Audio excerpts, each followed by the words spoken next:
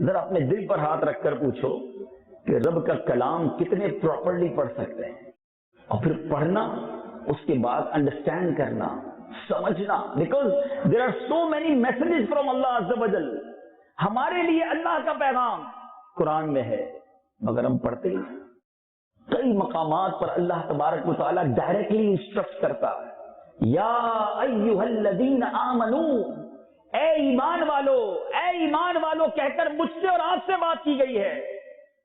مگر ہم نے کبھی جاننے کی کوشش کی کہ ذرا عالم دین کے پاس کوئی ایسی تفسیر لوں کہ ایٹ لیسٹ اپروکسیمیٹلی 80 ٹائمز قرآن مجید میں یاد رہے. اپروکسیمیٹلی 80 ٹائمز قرآن میں یہ فرمایا گیا، او بلیور یا ایھا الذین آمنو، اے ایمان والو. اس کے بعد کچھ حکم دیا، کچھ سمجھایا گیا، کوئی آرڈر ملا، مگر وہ میسج، وہ آرڈر ہم نے پڑھا ہی نہیں.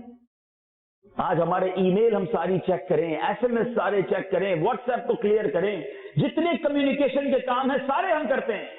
جتنا قریبی دوست، قریبی فرینڈ، باس، فیملی ممبر، ہم نے پریورٹی باکس بنائے ہوتے ہیں کہ جناب ان کا میسج کبھی بھی رہ نہ جائے. فوراً سنتے ہیں، فوراً جواب دیتے ہیں. اللہ کا میسج ہمارے لیے کیا ہے، اس کی کوئی ویلیو نہیں، اس کے لیے کوئی ٹائم نہیں، اس کو انڈرسٹینڈ کرنے کے لیے ہمارے اندر کوئی شوق نہیں. ارے یہ کیسا مسلمان ہوگا جو بغیر قرآن پڑھے سمجھے دنیا سے چلا جائے؟